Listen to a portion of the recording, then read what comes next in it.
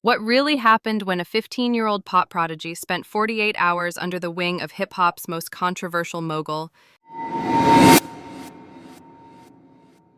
Justin, he's in. You ever seen the movie 48 Hours? Right now, he's having 48 hours with Diddy, him and his boy. And why, 16 years later, does that weekend still echo through federal raids, multi-million-dollar lawsuits, and Justin Bieber's own public breakdowns? This is not just celebrity gossip. This is the side of fame they never wanted you to see.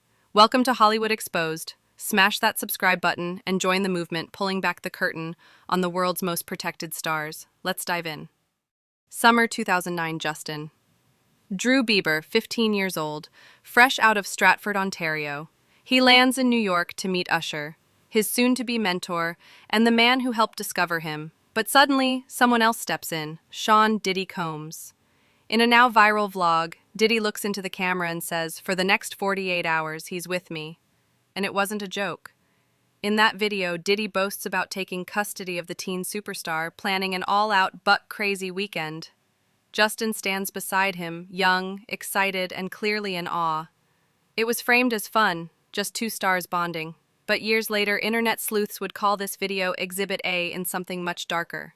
Because behind the smiles, the flashy lights, and the promises of success, Hollywood has always operated on one hidden rule: power by silence. Back then, Diddy wasn't just a rapper, he was the gatekeeper of the music industry. His parties weren't just celebrations, they were auditions, and for a 15-year-old entering that world, it looked like mentorship. But to some insiders, those weekends were something else entirely.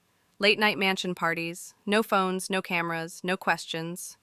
For a long time, it was all rumor, that is, until the lawsuits started. In November 2023, singer Cassie Ventura, Diddy's ex-girlfriend, filed a lawsuit accusing him of a decade of abuse, coercion, trafficking, and manipulation. Diddy settled the case in less than 24 hours, reportedly for tens of millions. Then came more. March 2024, federal agents raided Diddy's homes in Miami and Los Angeles as part of a Homeland Security sex trafficking investigation. Laptops, phones, hard drives, confiscated. And in 2025, it got worse. A new civil suit accused Diddy and his son Justin Combs of participating in a 2017 drug-fueled gang assault. The plaintiff's lawyers said the pattern of behavior wasn't new. It matched stories from 15 years ago, stories that started with a teenage Justin Bieber and that infamous 48 hours.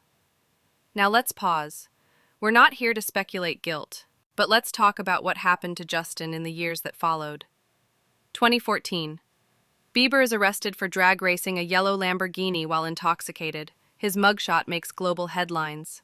A few days later, he's arrested again in Toronto. Fans start wondering, what's happening? In the years that followed, Bieber spiraled. Fights with paparazzi, canceled tours, angry outbursts. And then came the health problems. By 2020, Bieber reveals he's battling Lyme disease and chronic mononucleosis, illnesses that left him exhausted, depressed, and detached from reality. His words, not ours. Psychologists say trauma, especially in childhood, can surface as reckless behavior, addiction, depression, breakdown. Some fans began connecting the dots. Could that early mentorship have played a role in what came later?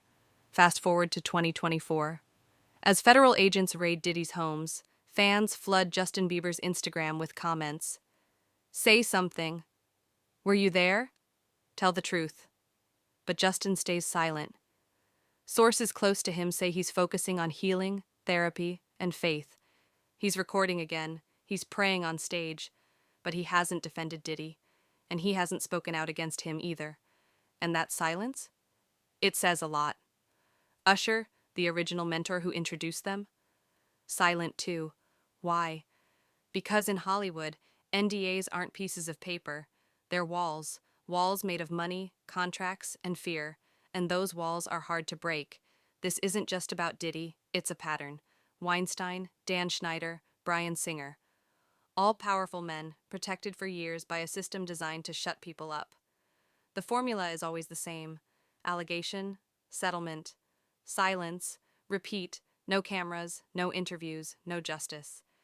Today, Sean Combs is fighting lawsuits and public shame, but he's also still free, still rich, still powerful. for now. Justin Bieber, now 31, is trying to rebuild, trying to move forward. But he still hasn't answered the question that started all of this. What happened during those 48 hours? What did he see? What did he experience? The court may never hear that answer, but the public deserves to ask it.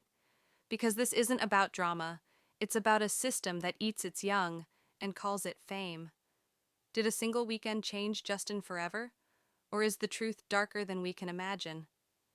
Let us know what you think in the comments. Like, subscribe, and stay tuned. Because this was just one chapter. Hollywood Exposed will be back with more.